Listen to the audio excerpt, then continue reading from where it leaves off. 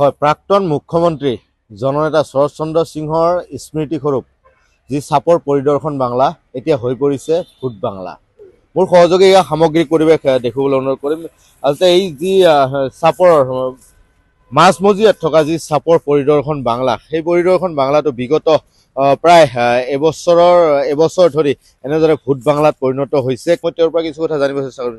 দাদা, যিহেতু চাপৰৰ মাজমজিয়াত এটা আমাৰ চাপৰৰ এটা পৰিদৰ্শন বাংলা আছে, বৰ্তমান কিন্তু জৰাজীৰ্ণ অৱস্থাত আছে, কি ক'ব?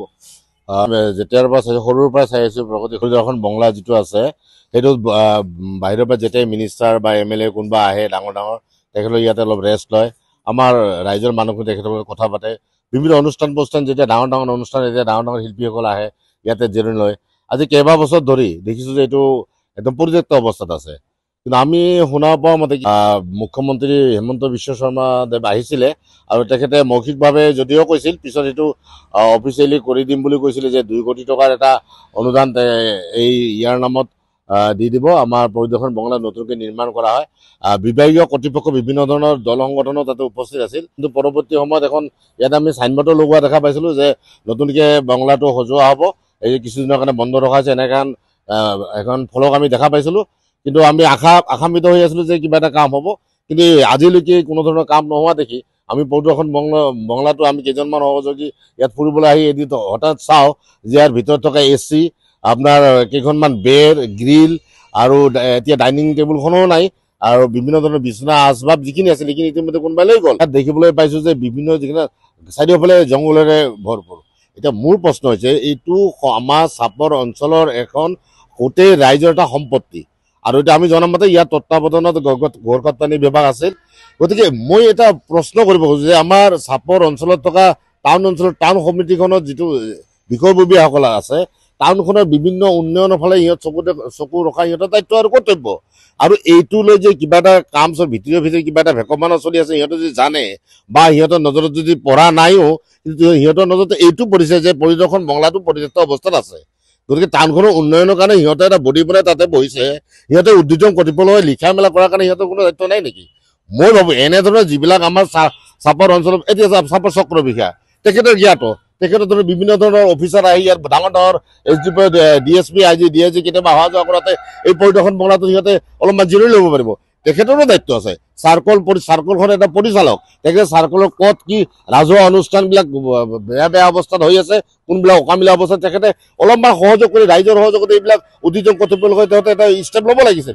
এই সামান্য কথাখিনি আঙুলিয়াই দিবৰ কাৰণে সিহঁতে উলিয়াই অহা নাই। সিহঁতে যে আজি আহি আমাৰ নগৰ সমিতিৰ বহি থকা সেই দায়িত্বশীল মানুহবিলাকক অকণমান যদি কাণত কাৰখাত দি টাচ কৰিব পাৰিলে হয়তো সিহঁতৰ মানে ঘুমতিত থকা সিহঁতক অলপ জাগি উঠিলে, চাপৰৰ ৰাইজ সজাগ হৈছে, চাপৰৰ ৰাইজৰ সম্পত্তি এটা বেয়া অৱস্থাত গৈ আছে, গতিকে এইটো আমি ধৰি ৰাখিব লাগে। কিন্তু সেই দায়িত্ব সিহঁতৰ নাই। কিন্তু মই চাপৰৰ ৰাইজক এই দিশতে অনুৰোধ জনাম, আপোনালোকে ওলাই আহক, একেলগে আমি ৰাইজে ইয়াত ষ্টাৰ্ট এইটো চাফা কৰাৰ কাৰণে। তাৰ পিছত চাওঁ যে ইয়াত দায়িত্ব থকা কৰ্তৃপক্ষ, উদ্যোগ কৰ্তৃপক্ষ যিবোৰ আছে, যে আপোনাৰ গড়কাপ্তানি বিভাগে অন্যান্য যোনে এইটো দায়িত্ব আছে, তেখেতসকলে ইনিচিয়েটিভ লওক, কিবা এটা কৰিব পৰা যায়। আৰু যদি নহয়, হয়তো আমি এটা সময়ত এইটো ভূত বাংলাৰ পৰিণত হ'ব, আৰু তেতিয়া আমি যিবিলাক চিনেমা শিল্পী কৰা মানুহবিলাক আহি ইয়াত আমি ভৌতিক চিনেমা বনাম। গতিকে এনেকৈ এটা পৰ্যায়ত নহয়, চাপৰ ৰাইজলৈ অনুৰোধ, তথা মোৰ উদ্যোগ কৰ্তৃপক্ষলৈ অনুৰোধ, ইয়াৰ এটা বিহিত ব্যৱস্থা কৰোঁ অতি সোনকালে। আমি অপেক্ষাৰত। মোৰ লগত আক্ৰাসুৰ সভাপতিগৰাকী বস্তু, মই তেওঁৰ পৰা কিছু কথা জানিব চেষ্টা কৰিম। আচলতে যি এটা পৰিস্থিতি হৈছে, কি ক'ব? চাপৰত পৰিদৰ্শন বাংলা যি জননেতাৰ স্মৃতিস্বৰূপ আমি সকলোৱে গম পাওঁ। আজি যি পৰিদৰ্শন বাংলাখন জৰাজীৰ্ণ অৱস্থাত আছে, লগতে ভূত বাংলা স্বৰূপ হৈছে, আমি অসম চৰকাৰক দাবী জনাইছো অতি সোনকালে ইয়াৰ কাৰণে চৰকাৰী পুঁজি আবণ্টন কৰিব লাগে, আৰু যদি আবণ্টন আগতীয়াকৈ কৰিছে এই কামখিনি ৰিলিজ কৰিব লাগে আৰু কামখিনি আগুৱাই ল'ব লাগে। কাৰণ ইয়াতে ডাঙৰ নেতাই, আপোনাৰ মুখ্যমন্ত্ৰীকে কওক বা ডাঙৰ নেতা ইয়াতে আহে, আৰু আমি বিভিন্ন সমস্যা লৈ ইয়াত বহো আৰু আলোচনা কৰো।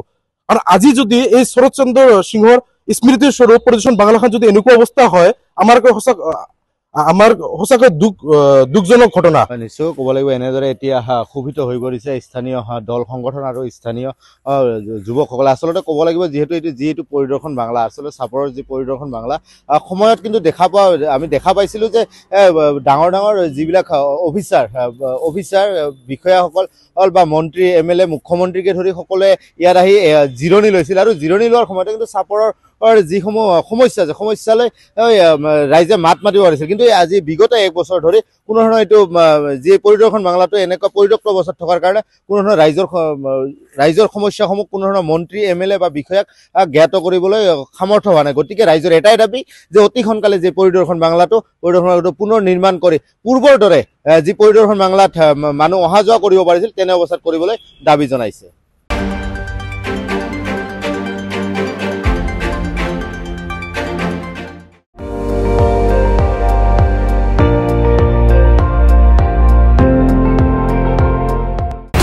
আপুনি চাই আছে ND24, সৰ্বশ্ৰেষ্ঠ নহয় সৰ্বোত্তমৰ দৌৰ।